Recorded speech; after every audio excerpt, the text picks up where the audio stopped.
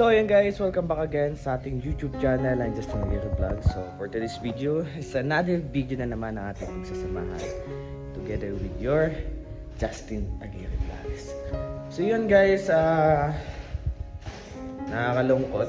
May nangyaring hindi dapat mangyari. So nangyari na eh. So na-hospital po si Papa. At ayan, ang problema ako, syempre in terms of emotional and financials po. Hindi ko alam kung saan ako kuha ng panggastos. Buti na lang ako paano may mga nahihiraman ako. At ayun guys, samahan niyo po ako this day kasi may schedule po ako ng maintenance ng aking motor. Saka bibili din po ako ng prutas, saka mga gamit doon. Magdadala ako ng unan doon sa ospital. So, kailangan ko po mapapalitan po ng langis kasi ibibiyahe ko po yun ng Sorsogon. Kasi sabi ko, di ba po, uwi ako ng Sorsogon. Fix na yung schedule na yun at napag-usapan na din namin ni Papa na during nawala ako, si Tita Lina na muna ang magbabantay sa kanya. So, sila na muna bahala magkapatid. Ano po, kasi meron din naman po ako mga certain duties na kinakailangan tulad ng nakapangako ako sa kapatid ko na uwi ako at mayroon din akong schedule po ng flight ng flight, so hindi po pwedeng maantala yun. So no matter what happen, sabi ko update na lang kayo kung anong kailangan, kung anong need, ano po. So try natin makapag-provide ng kanilang kailangan may raman man tayo, ano. So yun talagang pinaka ko po, kaya thank you po sa mga friend ko na kahit pa paano nagbibigay, nakakairam tayo, tulad kahapon bibili po ako ng tubig, prutas, saging, tapos yung gatas, saka yung ceiling fan na clip fan kasi sobrang init doon sa side ni Papa. So nakakalungkot kasi hindi natin upload yung private sa public talaga. Napakatagal namin pumila, 5 hours or more than pa kasi 12 na kami na admit talaga sa mismong room. So yun guys, samahan niyo po ako and like and share po tayo. Malungkot man para sa akin yung araw na ito, pero let's say na hindi kayo damay doon, ano po guys. So ayan guys, like and share po tayo and don't forget those keypads. Maraming salamat. So kita-kits guys, and samahan niyo po ako sa araw na ito.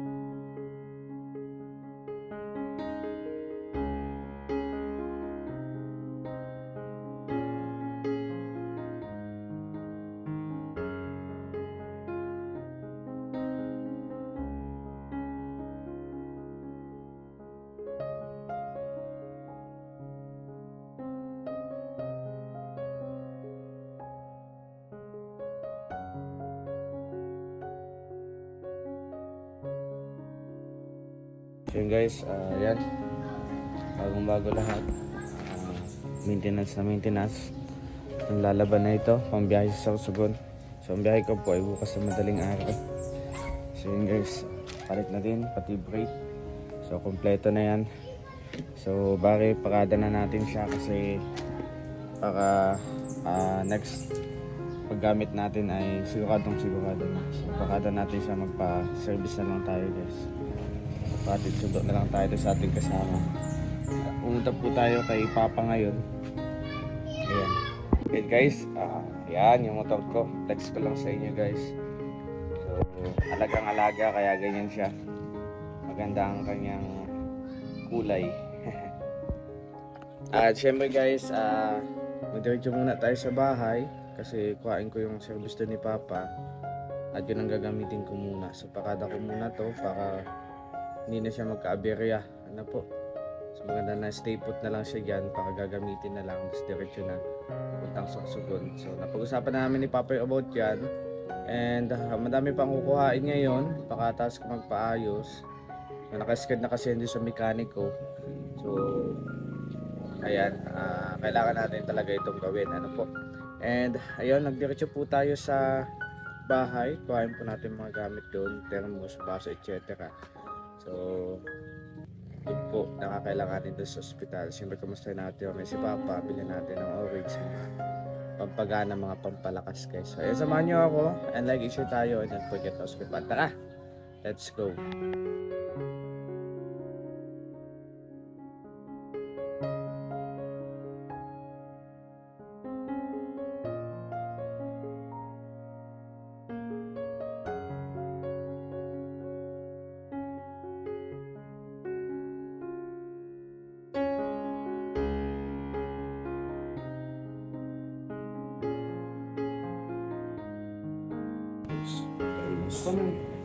Ito, dalawang bag. Okay guys, bilan natin ang prutas sa Papa. Bila ko ate. Magkano po ang kilo ng mangga nyo? 120?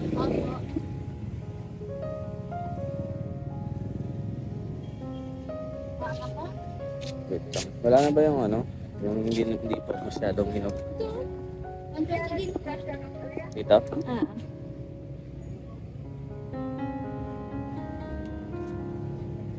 Dito, paano daw na 1 kilo? Ito. Hindi ka na po mapili? Hindi na po. Ako na Pili mo. ka na rin po para ano siya.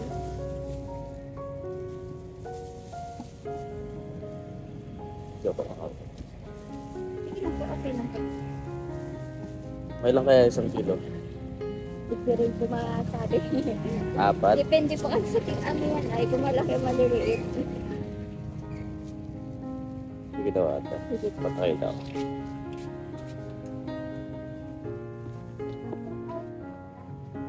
Walang pa?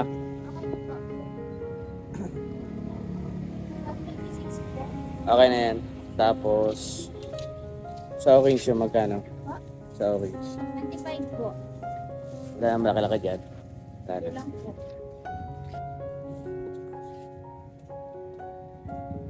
25 isa? Opo.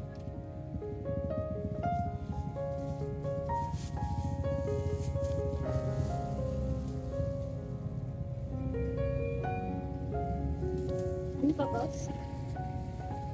Ay, yung maliliit na orange. Wala kaya? Apo din. 25 din to?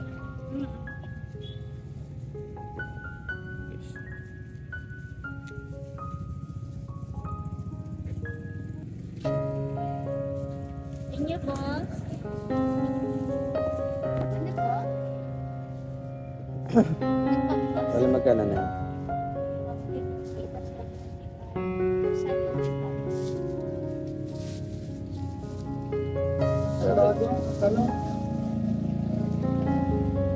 Yan po. Ay, bago. Meron po. Luto lang. Yan po. Okay, 100 po. 275. 275? 375. 275? Di ba tinapos? 275 pagkakasabi mo sa akin. It's 150. Oh, 270. May isa pa. Wala. Yun.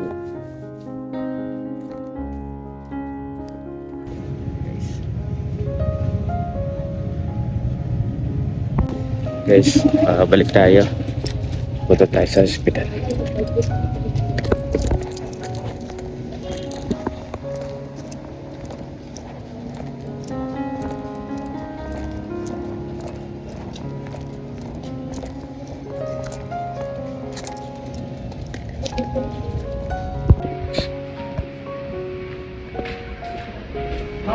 Pogi ko naman dito kahit stress sa buhay.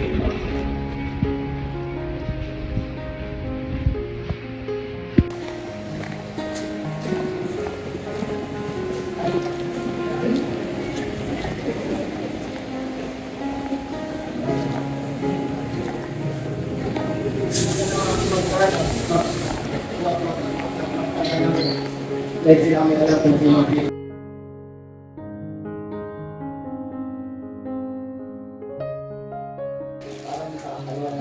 sa kanila, gamitin nila.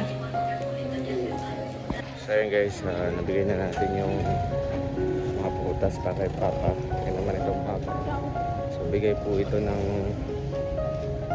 isang sponsor. So meron po natin ito picture kapag ito po ay nainit.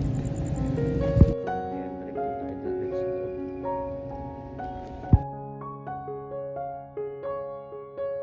Okay guys,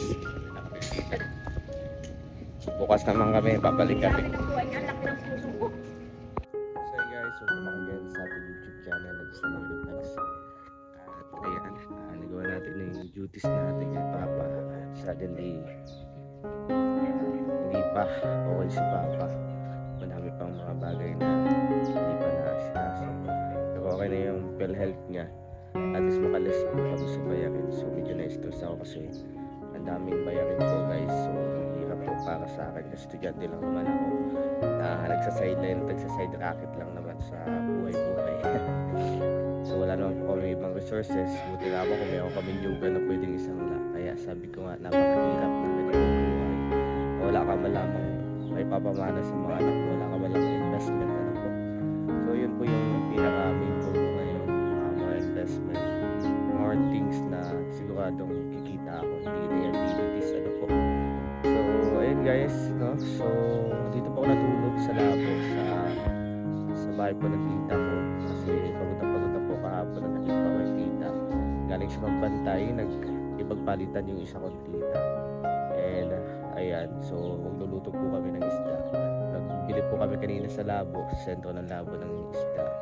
Para dadaling kay Papa kasi kung doon kami aasa ng mga lulutuin is sobrang mahal.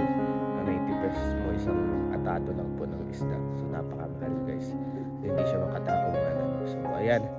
Like and share po tayo. Don't forget to skip ads. So abangan niyo po yung next vlog ko. So ang schedule ko po ngayon kasi pakatid ko kay tita. Meron po ako schedule ngayon pupunta sa isang falls.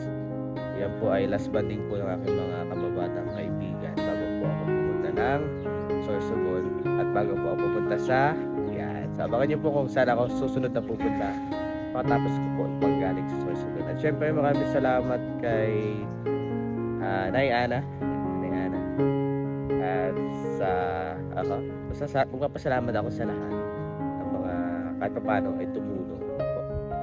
Shoutout po kay Tita Ana from Bukidnon. Ayan. Bukidnon, hindi. From Baguio. Ay, from Benguet. Ayan. Like, share tayo and taka na. See you sa mga susunod ko pang vlog. God bless.